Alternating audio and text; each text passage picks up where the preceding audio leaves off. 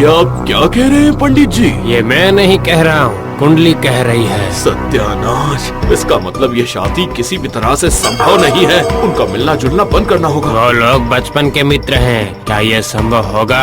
संभव करना होगा।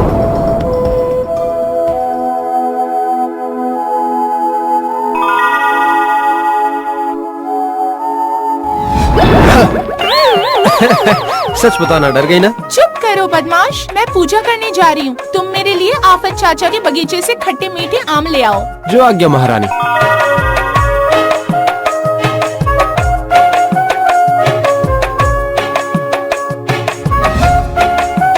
महारानी, ये लो आम। अच्छा, हमारी शादी के बाद भी क्या तुम मुझे ऐसे ही आम लाने का हुक्म दोगी?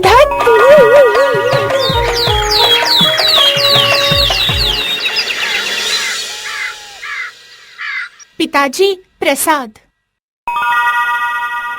सुनो बेटा, आज से पंकज से तुम्हारा मिलना जुलना पूरी तरह बंद। क्यों पिताजी? सादा सवाल जवाब मुझे पसंद नहीं है। जाओ, जो कह रहा हूँ जाकर करो।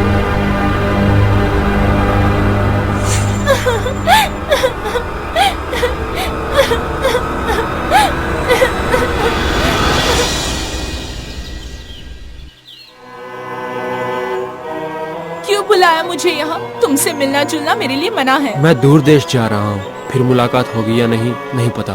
कहाँ जा रहे हो? सिंगल।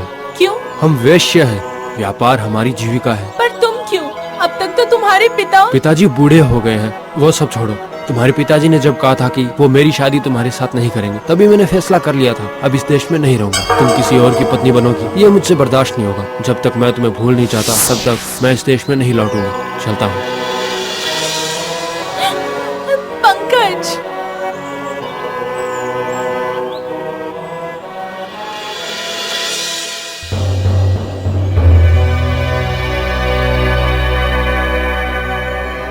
सुनो बेटी, परसों हम लोग काशी जाएंगे। गुरुजी ने पत्र भेजा है। वहाँ उन्होंने तुम्हारे लायक एक लड़का ढूंढ के रखा है। वही तुम्हारी शादी संपन्न होगी।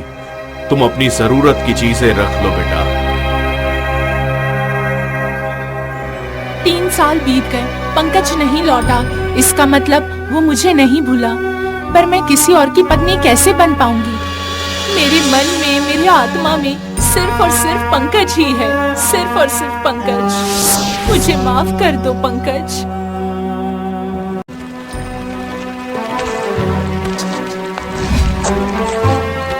सुनो रविदास, तुम्हारी बेटी के भाग्य में और 5 सालों तक विधवा योग है। तो अब क्या होगा गुरुदेव?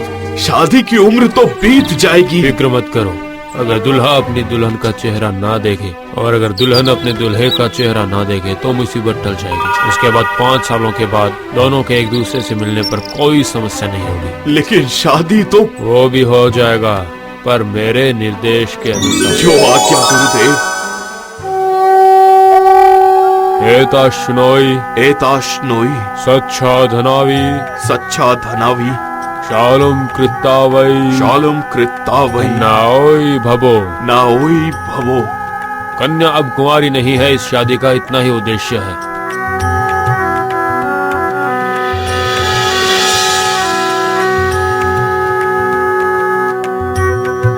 इस जन्म में तुम्हारी भेंट होगी या नहीं ये मैं नहीं जानता, पर अगर हो गई तो तुम दोनों एक दूसरे को पहचान पाओ, इसलिए मैं ये अंगूठी दे रहा हूँ तुम दोनों को। इस अंगूठे के अंदर की तरफ एक मयूर छाप बना है। यह चिन्ह इन दोनों अंगूठियों को छोड़कर और किसी पे नहीं है। आज से 5 साल के बाद तुम दोनों ये अंगूठी अपनी उंगली में पहनना, और इसके पहले नहीं। अगर मेरी बात की अवहेलना की तो दोनों ही बहुत बड़ी मुसीबत में फंस जाओगे।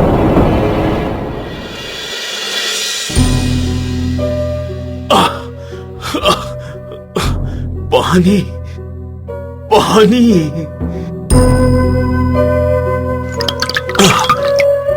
बेटी, मैं तुम्हारे लिए कुछ भी बचा नहीं पाया।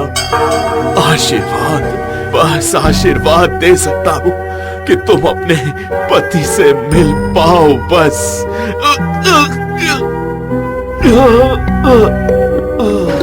पिताजी,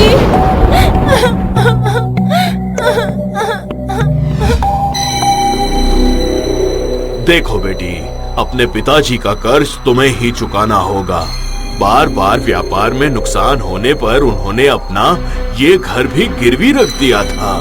इसीलिए हम लोगों ने तुम्हारे रहने के लिए गांव में एक छोटी सी कुटिया बनवा दी है। तुम्हें वहीं पर रहना होगा और तुम्हारे जीवन निर्वाह के लिए तुम्हें जो खर्च लगेगा वो हम तुम्हें देंगे, जरूर देंगे बेटा। मैं अकेले कैसे रहूंगी पर? रात को तुम्हारे साथ आभा नाम की एक बुढ़िया रहा करेगी, उसका भी इंतजाम हमने कर ही दिया है, समझो। जैसी आप लोगों की मर्जी। कल सुबह ही मैं उस घर में चली जाऊंगी। वो मुझे आज भी नहीं भूले, बस यही कामना है।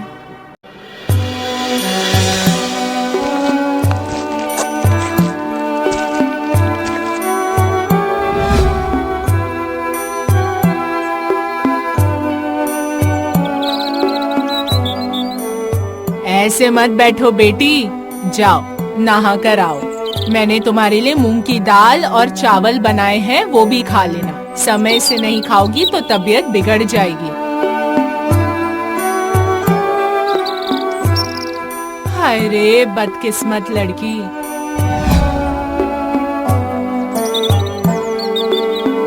सुना बेटी, पंकज लौट आया है वापस। इसका मतलब वो मुझे भूल चुका है। नहीं बेटा, वो तुम्हें नहीं भूला है। ये देखो, उसने ये सब तुम्हारे लिए भेजा है। ये तो बहुत ज्यादा कीमती है। हाँ होगा ही, कितने सारे धन और रत्न लेकर लौटा है वो, इसलिए तो तुम्हें इतना कीमती उपहार भेजा है। कितना बड़ा दिल है उसका, देखो तो सही। बहुत अच्छा लड़का है। वो मुझे भूल चुका है। उसने मुझे बुलाकर ये कहा कि ये मैं तुम्हें दे दूं।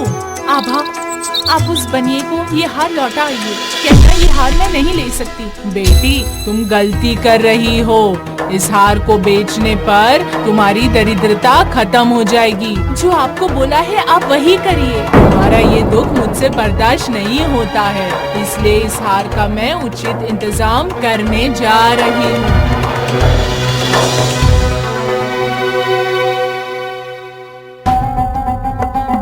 ये हार तुम्हें कहाँ से मिला? ये मेरी सहेली का हार है। इसे ग्रहण करके अगर आप इसका मूल्य मुझे दे देंगे तो मेरी सहेली की दरिद्रता दूर हो जाएगी। ठीक है, ठीक है, ये लो। कल 5 साल पूरे हो जाएंगे। गुरुदेव की आज्ञा अनुसार मैं कल वो अंगूठी पहन सकती हूँ, पर पहनकर करूँगी भी क्या? पति पाने की इच्छा मेरी नहीं है। मेरे मन में तो कोई दूसरा पुरुष बसा है।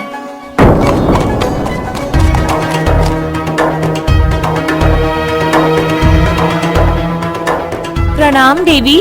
राजाधिराज परम उपकारी श्री मदन देव की आज्ञा है, आप अभी के अभी राजमहल चलिए। राजा की आज्ञा मेरे लिए?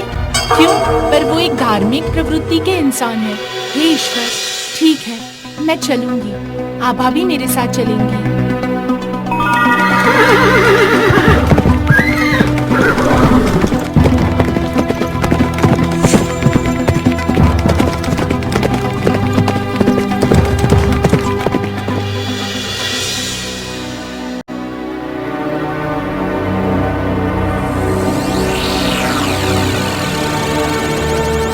वाह, ऐसे मनोहर काया वाले पुरुष, बड़ा ललाट, तीखे नयन राजा होने के ही उपयुक्त है। प्रणाम महाराज। तो क्या तुम ही जया हो? जी, मैं ही आपकी दासी हूँ। यहाँ क्यों बुलाया, जानती हो तुम? जी नहीं। तुम्हें तुम्हारी शादी की बात तो जरूर याद होगी। याद है महाराज। उस रात गुरुदेव ने तुम्हें जो अंगूठी दी थी, क्या वो तुम्हारे पास है? घर में है, पर वो बात आपको कैसे पता चली? उसी तरह की दूसरी अंगूठी तुम्हारे पति को गुरुदेव ने दी थी। उसे देखकर तुम पहचान पाओगी? पहचान लूंगी महाराज। जरा देखो, क्या ये अंगूठी वही है? हाँ, ये मेरे पति की अंगूठी है। पर ये आपको कहाँ से मिली?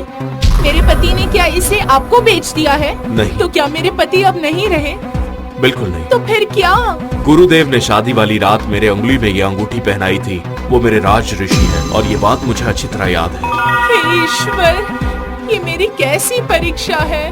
पर मैं तुम्हें राज रानी बनाने से पहले मैं तुमसे कुछ बातें जानना चाहता हूँ। मैंने ये सुना है कि तुम्हारी दासी पंकज के घर आती जाती रहती है और तुमने पर नारी होने के बावजूद पंकज का दिया हुआ हार ग्रहण किया। क्षमा करिए महाराज, आपको नहीं पता, वो हार मैंने ग्रहण नहीं किया है। तुम्हारी दासी ने वो हार बेचकर तुम्हें पैसे दिए हैं। अगर विश्वास न हो तो बुलाओ उसे। वो मेरे सामने झूठ नहीं बोलेगी। मुझे माफ करिए महाराज, आभा को बुलाने की जरूरत नहीं है। मैं स्वीकार करती हूँ कि मैंने आभा को हार बेचने के लिए भेजा था। वाह, पराई स्त्री होने के बावजूद तुमने पंकज का दिया हार ग्रहण किया। बहुत बढ़िया। महाराज, मैं कुलटा हूँ, आपकी राजरानी होने के लायक नहीं हूँ मैं। मेरा प्रणाम स्वीकार कीजिए और इस शादी को आप भूल जाएंगे, इतनी ही आशा है आपसे। रुको, तुम उल्टा नहीं हो और मैं तुम्हारा पति भी नहीं हूँ। मतलब?